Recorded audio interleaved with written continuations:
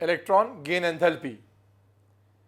This property is also called electron affinity.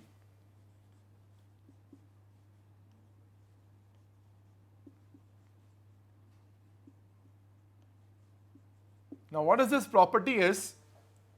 It is the amount of energy released when an electron is accepted by an isolated gaseous atom. So if suppose this is actually an example of an isolated gaseous atom, and it is accepting an electron from infinity, and now this electron after being accepted will become the part of this atom. Now in this process, when this atom, isolated gaseous atom, will be attracting and retaining this electron from the infinity to its vicinity, certain amount of energy is released. Now that energy released is called electron gain enthalpy. The symbol of this is delta Eg H0, and it is also called electron affinity. Electron affinity is actually said to be the tendency of an atom to attract the electron towards by an atom towards itself, and it is exactly said to be in terms of the sign opposite to this, the electron gain enthalpy. So the amount of energy which is released when an electron is accepted by an atom, isolated gaseous atom, is called electron gain enthalpy. Now this electron gain enthalpy therefore depends on many factors. The most important of these factors are, the first factor is the atomic size.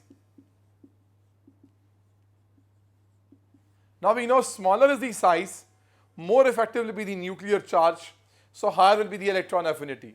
So always remember, and more amount of energy will be released. So always remember the electron gain enthalpy. Of course, the smaller is the size, higher is the electron gain enthalpy. So it is inversely proportional to the electron, the atomic size. So smaller is the size, higher will be the electron gain enthalpy. Now you need to know this, we are not considering about the sign, because always remember the sign of this delta G will be negative. In usual cases, in the cases in which the atoms are accepting the electron, which means if delta H is negative, energy is released. Always remember, if suppose an atom is not interested in accepting the electron, or its octet is complete, it is not actually accepting electron, and if we are still trying to make it accept an electron, definitely we have to spend certain amount of an energy, and when energy is spent in those cases, then the sign of the electron gain enthalpy will become what? Positive. So in most of the cases it is negative. We have examples in which we will be having this as positive. But first of all, let us see the factors. First factor is atomic size. Smaller is the size, higher is the electron affinity. That's what the basic is. The second factor which affects the electron gain enthalpy is the nuclear charge.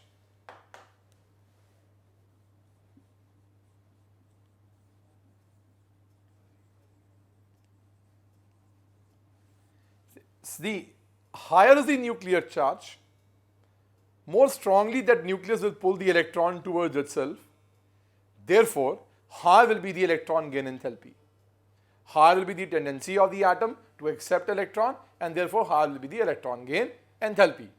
So what we find is, therefore, the electron gain enthalpy, I'm again telling you that we are only talking about the magnitude, not the sign. Now this will be directly proportional to the nuclear charge.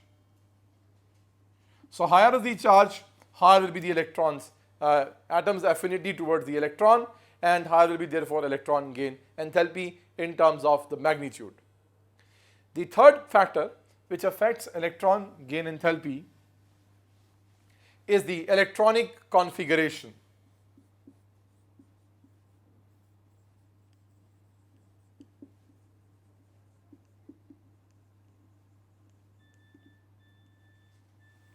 Now, how this affects us?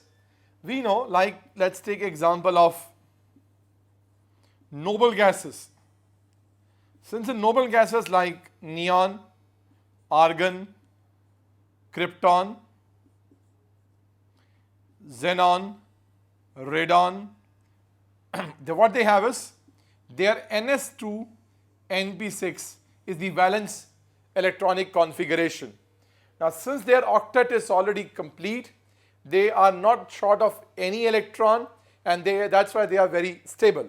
Therefore, whenever any one of these are actually forced to accept electron, I am using the word force because they as such will not accept any electron. So whenever they are forced to accept electron, energy is to be given to the system, and that is why all of these are having their electron gain enthalpies as positive.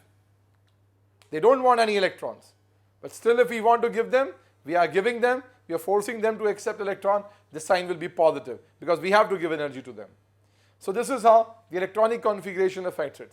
Similarly, the other example which I can give is of nitrogen. Nitrogen has a very stable, let me write down its exact configuration, it's 2s2, 2p3, half-filled stable configuration. Now as a result, whenever we try to make this nitrogen accept one electron to become and to get changed into an anion, of course, what we will notice is, see, this is always done in the gaseous state. So what we will find is the electron gain enthalpy of nitrogen is also positive. It is not ready to accept electron very easily. We have to spend energy in order to make nitrogen accept electron. The reason is because, again, nitrogen being very small in size is having a high nuclear negative charge around it. It's very stable due to what? The symmetry of the three electrons in the 2p suborbit, which gives it what? Extra stability, and that is why its electron gain enthalpy is positive. In a very similar state, what we find is another example of group 2 elements which are called alkaline earth metals. The examples will be beryllium, magnesium, calcium, strontium and barium. They all have a general configuration of fully filled ns suborbit. That is why whenever they are actually in the process of accepting electron, we have to force them to accept electron. They doesn't accept the electron as such. So that is why all of these are having what? A positive electron gain enthalpy. So these are the factors which affects electron gain enthalpy. Now let us see on the basis of these factors the trend of the electron gain enthalpy in the periodic table.